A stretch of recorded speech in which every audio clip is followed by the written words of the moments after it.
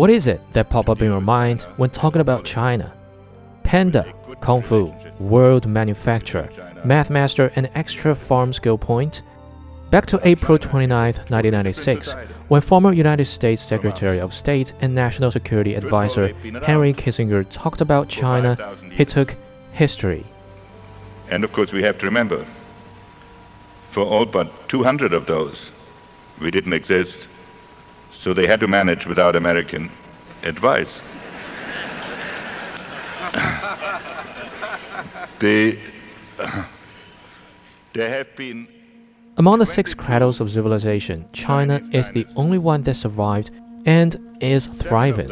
And what is the core spirit and ideology behind its history that lasts over 5,000 years? If you've ever watched the movie blockbuster Wandering Earth 2 or just planning to lately, you may find the explanation in the form of science fiction. Before getting closer to the answer, we're going to need to take a look at the modern history of China, filled with invasions by other countries. Yes, by, not upon. To some countries, the real history could have been covered by propaganda. During those years, there were thousands of individuals and collectives that sacrificed their lives to save this nation from being conquered.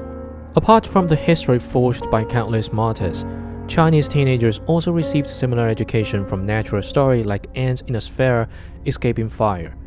It's not to ask them to sacrifice, but to remember. There is a scene that arouses controversy between East and West that the elder pilot called among Chinese squadron. Everyone aged over 50 stepped forward. It's something that makes sense to Chinese, as this is what we learned from the very beginning of our education. There's always something for us to protect, even at the cost of life. The movie itself deals with the sacrifice, I think, properly, because the pilot called only Chinese squadron. Then comes the voice from other nations. However, out of the cinema, why there would be controversy and criticism taking the scene as moral coercion? Some say it's the argument between individualism and collectivism. However, it's not. The true answer goes to the difference of ideologies from East and West, collectivism and egoism. Why Western ideology doesn't like Wandering Earth 2, from my perspective, the Western ideology starts everything from individual, but it starts from collective, then goes to individual for the East.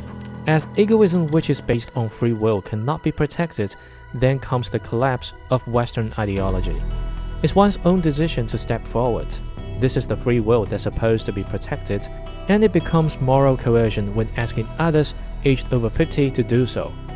In the movie, the controversy is dealt in a very proper way, as the elder pilot didn't raise his hand at the beginning but after he saw the young one beside. And for both Liu and Tu, they also started their journey because of their personal purposes. See, the collectivism and egoism are not the two sides of a coin, and there's no conclusion when trying to find the better one. We can't use one single value to decide in the real world, especially when facing extreme conditions. Otherwise, there won't be so many moral paradoxes. There are always controversy, compromises, and balance between the two. However, they still lead to different attitudes towards the same phenomenon in Eastern and Western societies, like gun control, social boundaries, governors, actions, and sacrifices towards COVID-19. Eastern people are told to keep a low profile when Western people prefer to explore like cowboys. Exploration itself is good, but it turns out to be a different thing if there comes collision with the aboriginals. Value needs to be created before transferred and distributed. Exploration to human beings is a process of creating value, but plunder isn't. If we specify value as goods and food, we may easier understand why the symbol of Eastern and Western ideology are hammer with sickle and bald eagle, and the relevant two forms of global impact, high-speed railways and military bases. When egoism cannot be satisfied with limited resources, there comes civil conflicts. Vice versa, the Eastern may stand together and strike back when facing threats, but inner struggle rarely stops during the age of peace. Ironically, Ayn Rand, who first brought me the idea that value creation comes before transferred and distributed, is a Russian-born American writer who moves to New York from St. Petersburg at the age of 21. Her bestseller, The Fountainhead, was published when she's 38. It's a story introducing conflicts between creators and second-handers.